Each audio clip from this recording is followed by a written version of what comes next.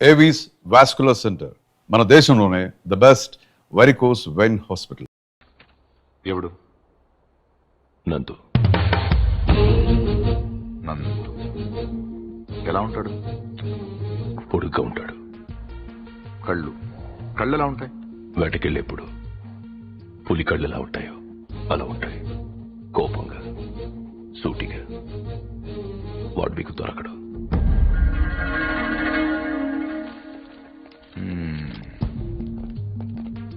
అన్ని వెతికాం కానీ ఒక్క విషయం మర్చిపోయాం. Banks. Let's search. Siva Reddy murder జరగడానికి 15 రోజుల ముందు నుంచి అన్ని నేషనలైజ్ బ్యాంక్స్ లో ₹1,00,00,000 అంతకంటే పెద్ద అమౌంట్ ఏ ఇండివిజువల్ అకౌంట్ అయినా డిపాజిట్ అయ్యిందా వెతకండి. సార్ అలాంటి విషయాలు బ్యాంకులు బయటికి చెప్పరు సార్. లంచం ఇవ్వండి అయ్యా, ఇండియాలో దానికి అవ్వని పని లేదు. Search search search search.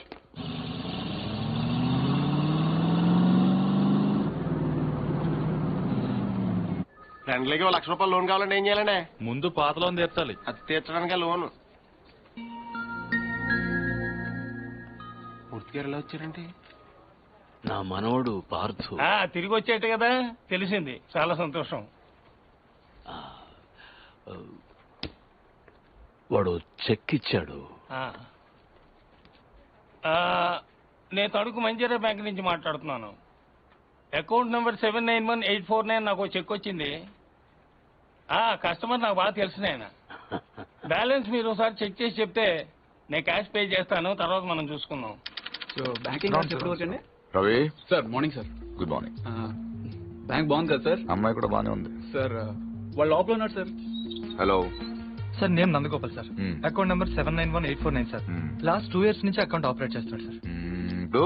వాటి ఇంట్రడ్యూస్ చేసిన వాటి డీటెయిల్స్ ఏమైనా ఉంది? రికార్డ్స్ లో ఉన్న అడ్రస్ ఎంక్వైరీ చేస్తే రాంగ్ అడ్రస్ అని తెలిసింది సార్. ప్రస్తుతం ఎంత ఉంది అకౌంట్ లో? 1 crore ఉంది sir.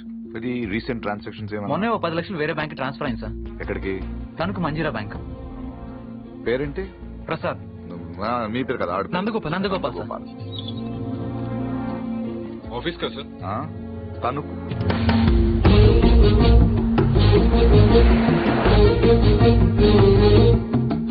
Anjaneya Prasad from audit department. ఎప్పుడు వచ్చారు సార్?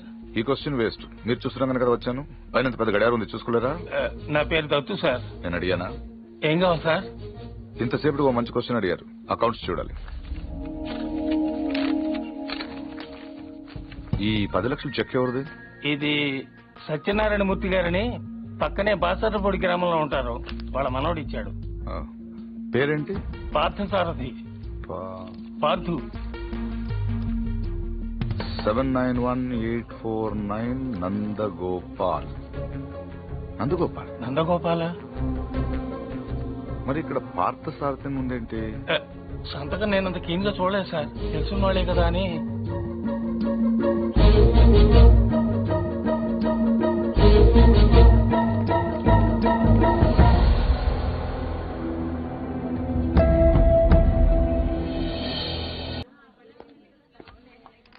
హలో నందు.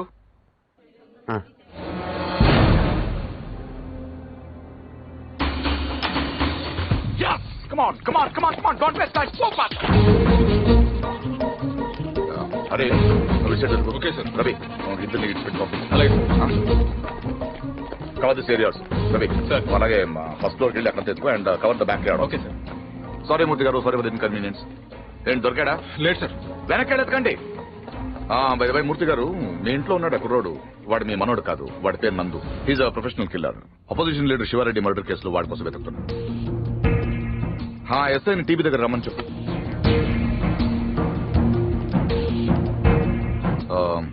I'm sorry to say this. మీ మనోడు ట్రైన్ లోనే పోయాడు. వాడి బాడీ గాంధీ హాస్పిటల్ మార్చరీలో ఉంది. ఏంటి? దొరకలేదు సార్. నాకు తెలుసు వాడు దొరకడు.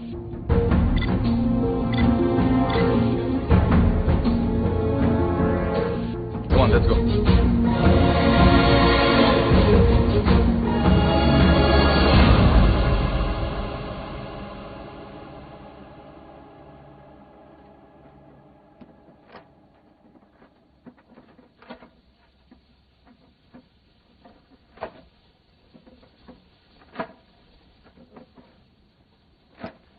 అసలు ఇంట్లో ఉంది మనవడో మనవాడు కాడో ఎవడో బయటోడు వచ్చి చెప్తే తప్ప తెలుసుకోలేని స్థితిలో ఉన్నాం మనం. వాడు వచ్చాడని ముగ్గులేశారు, వాడు తింటాడని గారెలేశారు, వాడు వారసుడని మా మీద కేకలేశారు. ఇప్పుడు చూడండి, నలుగురిలో ఎదవలం అయిపోయాం. అందుకే ఎవడన్నా వస్తే వెంటనే తలుపు తీయడం కాదు, ముందు ఆరా తీయాలి. 12 ఏళ్ల తర్వాత అడ్రస్ వెతుక్కుంటూ ఇంటికొచ్చిన వాడిని పార్దు కాకుండా ఇంకెవరనుకుంటావండి? Post man అనుకోవచ్చుగా. దేవుడి దగ్గర 3 పడ్డాక పోలీసులు వచ్చారు. అదే ముందు వచ్చుంటే ఏముంది, తీసేసిన ఆకులు, ఎత్తేసిన కుర్చీలు, పీకేసిన పందిరి, ఆటి పక్కన మన అమ్మాయి. లైఫ్ లాంగ్ పెళ్లి పెటాకులు లేకుండా పడి ఉండేది. ఎంత ఈజీగా ఉన్నాయో ఆ మాట. పీటల మీద పెళ్లి అయిపోతే ఇంకేమైనా ఉందా? 10 లక్షలు ఖర్చు పెట్టి చేశాం. ఆయన కర్మ కాకపోతే పూజారి గారింటికి రావుడు పోవడం ఏంటి, మన ఇంటికి రాక్షసుడు రావడం ఏమిటి చెప్పు. అసలు మన పార్థుని కూడా వాడే చంపేసి ఉంటాడన్నయ్య. ఏమో. శివారెడ్డిని చంపినట్టుకి ఇదో పెద్ద లెక్క చెప్పు. బాగా చెప్పావు. ఇంకా నయ్యం, పోలీసులు రావడం ఆలస్యమైనట్టయితే వీడిని అనుమానిస్తున్నాను, నన్ను చంపేసి ఉండేవాడు. ఏమో. కరెక్ట్ సార్, ఆడు చాలా దుర్మార్గుడు అండి. ఎంత దుర్మార్గుడు కాకపోతే నాయన నెత్తి మీద తుపాకీ పెట్టి మీ పొలంలోంచి కంచి ఏం చేస్తాడు చెప్పండి. ఆడేం చేసినా మీ ఎవరికే తెలియదండి. మీ అమ్మాయి పెళ్లికి 10 లక్షలు ఖర్చు అయిందండి. మీరు పొలం అమ్మలేదు, మీ ఆడోళ్ళు బంగారం అమ్మలేదు, మన కృష్ణమూర్తి గారు గవర్నమెంట్ ఆఫీసర్ అయినా లోన్ తీసుకురాలేదు. మరి ఎలా జరిగిందండి? ఆడిచ్చాడండి. తాతగారికి 10 లక్షల రూపాయలు చెక్ ఇచ్చాడండి. ఈ విషయం మీ ఎవరికైనా తెలిసిందండి? తెలీదండి. పైగా మొత్తం మీరే ఖర్చు పెట్టి పెళ్లి చేసామనే ఫీలింగ్ లో ఉన్నారు చూసారండి. అందుకనండి ఆయన దుర్మార్గుడు అనేది. ఎప్పుడు చీకట్లో ఉండే పూజారి గారి ఇంటికి కరెంట్ వచ్చింది, వాళ్ళ అమ్మాయికి ఆపరేషన్ అయ్యి ఇంటికి వచ్చింది, అసలు వాళ్ళ ఇంటికే ఓ కళ వచ్చింది. వీటన్నిటికీ డబ్బులు ఎవడిచ్చాడండి? మళ్ళీ ఈడే 3 లక్షలు ఇచ్చాడు. నేనే సాక్ష్యం. ఎవరికైనా తెలిసిందండి? పాపం పూజారి గారికి ఏమో చీకట్లో కనపడక ఈయన చూసి రావడం అనుకుంటున్నారు. మీకు తెలిసినట్టు రాక్షసుడు నీకు తెలియదు కదండి. ఇంకా మీరేం భయపడక్కలేదు సార్. తప్పు బయటపడిపోయింది కదా, ఈ పాటికి పారిపోయి ఉంటాడు.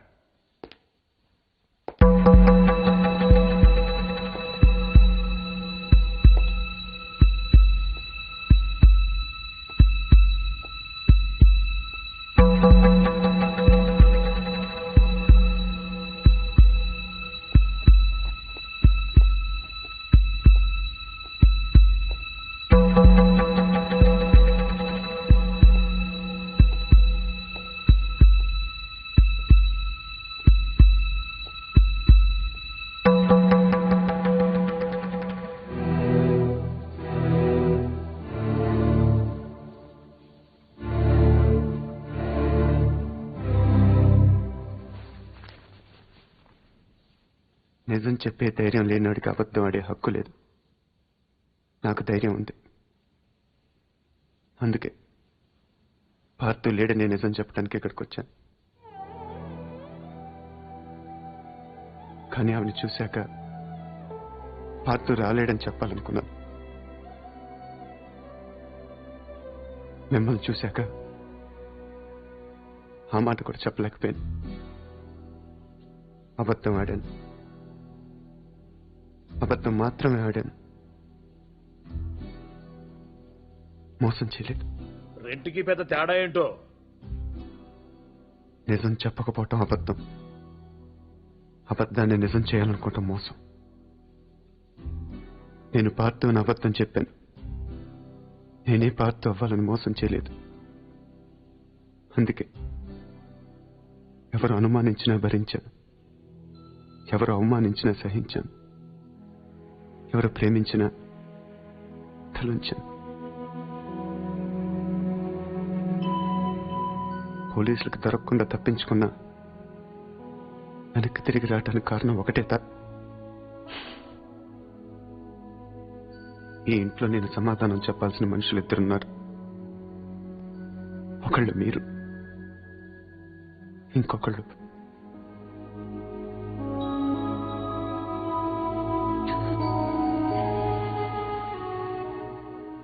వచ్చాను, చెప్పాను. ఇంకా మీ ఇష్టం.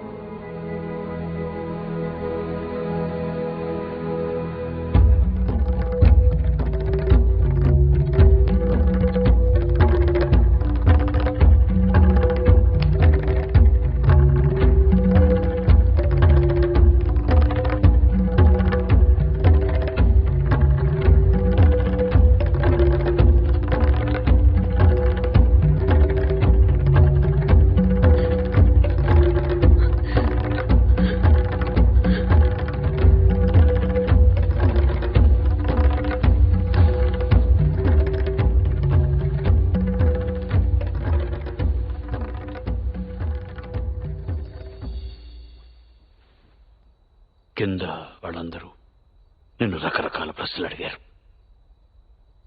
ఎందుకు నువ్వు పార్థు అని అబద్ధం చెప్పావు, ఎందుకు అలా చేశావు, ఎందుకు ఇలా చేశావని. నేను ఒకే ఒక్క ప్రశ్న అడుగుతున్నాను, సమాధానం చెప్తావా? ఎవడో రైల్లో పోలీస్ కాల్పుల్లో చనిపోతే నీ దారిన నువ్వు పారిపోకుండా వాడి ఇల్లు వెతుక్కుంటూ ఇంత దూరం ఎందుకు వచ్చావు? వాళ్ళ పొలం సమస్యల్లో ఉంటే నువ్వెందుకు తీర్చావు? వాళ్ళ పిల్ల పెళ్ళంటే నువ్వెందుకు డబ్బులు ఇచ్చావు? వాళ్ళు తిడితే ఎందుకు పడ్డావు? ఏవి చెయ్యలేని నాలాంటి ముసలాడి ముందు తలంచుకుని మోకాళ్ళ మీద ఎందుకు కూర్చున్నావు? అందుకే నువ్వే పార్థువి, నువ్వే నా పార్థువి. నేను నిన్నేమీ అడగను. అడిగితే నా ఇళ్ళంటి మనిషిని ఎలా ఒప్పించావని పొలంలోంచి కంచి తీయించేసిన రోజే నిన్ను అడిగి ఉండాల్సింది. 25 ఏళ్ల వయస్సులో 10 లక్షలు చెక్కిచ్చావంటే ఏం చేస్తున్నావు నువ్వు అని ఆ రోజు నేను అడిగి ఉండాల్సింది. అప్పుడు అడగలేదు, ఇప్పుడు అడిగే అర్హత లేదు.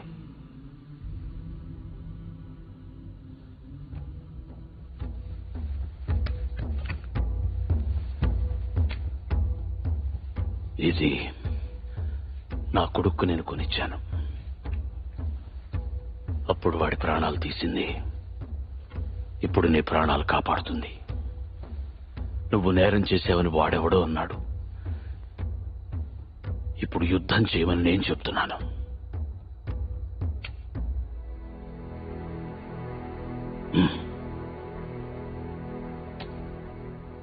వెళ్ళు, గెలిస్తేరా, కలవకపోతే నువ్వేమైపోయావనే నిజం నాకు తెలియనివ్వకు.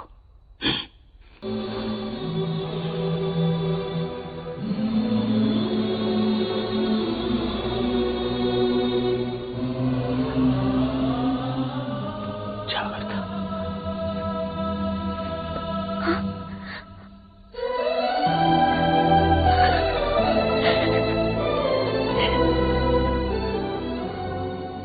నేను వస్తాను.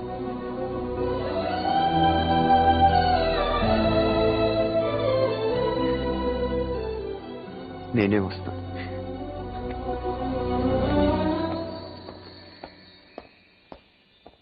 పొజిషన్ ఏంటా? బ్రహ్మాండంగా ఉందండి. ఉత్తరాంధ్ర కూడా స్వీప్ అని అంటున్నారు. 30కి దగ్గర 30 అంటే మనుషులు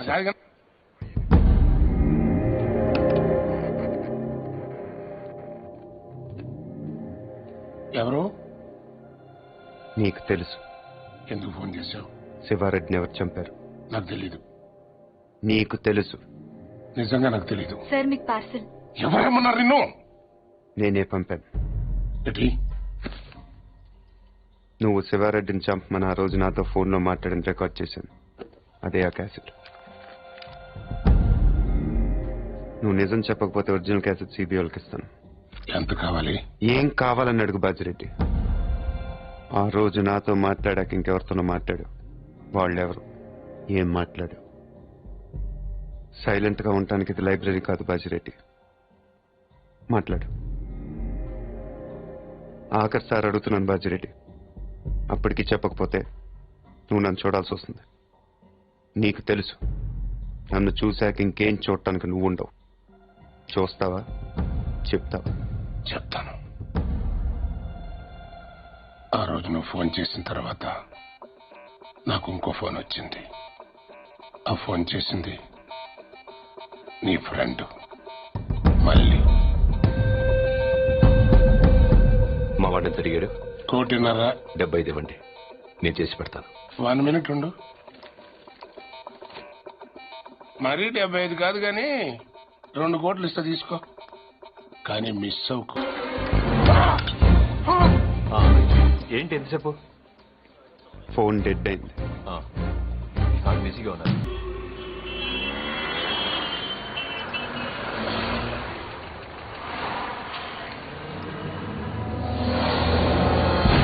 he is smart. Come on, get a car.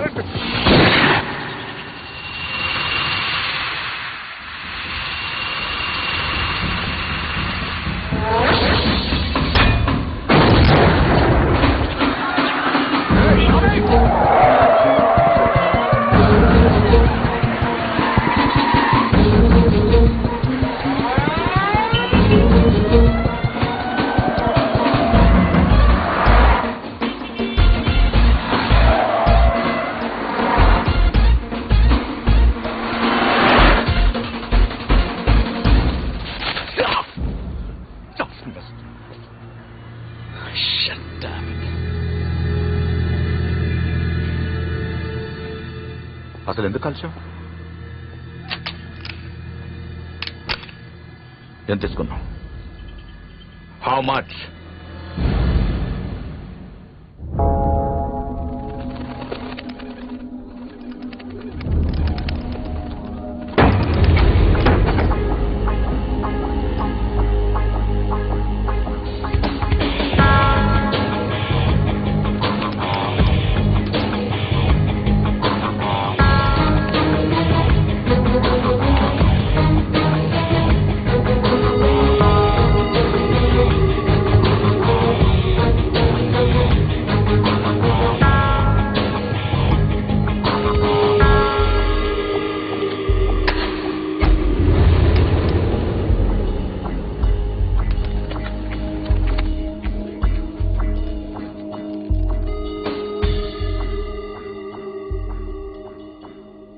ఎందుకు చేసావు మళ్ళీ? నీ మీద నాకేం కోపం లేదు నందు, అలా నీ ప్రేమ కూడా లేదు. ఇద్దరం కలిసి ఒకరిని చంపేవాళ్ళం, అంతేగాని ఒకళ్ళ కోసం ఒకళ్ళు చచ్చేంత రిలేషన్ లేదుగా మన ఇద్దరికి. ఒకళ్ళనొకళ్ళు చంపుకునేంత గొడవలు కూడా లేవుగా మన ఇద్దరికి. నేనవే ఆలోచించలేదు నందు. ఎస్కేప్ చేస్తే నువ్వు 50 లక్షలు ఇస్తావు, చంపితే బాజిరెడ్డి 2 కోట్లు ఇస్తాడు. ఓకే, వాడిని చంపి నీ మీద తోసేస్తే నాకు 2.5 వస్తుంది, అంతే. అదొకటి ఆలోచించాను. తప్పు చేసావు మళ్ళీ, తప్పు చేసావు. అసలు మనం చేసేది తప్పు నందు, దాన్ని కరెక్ట్గా చేయాలనుకో.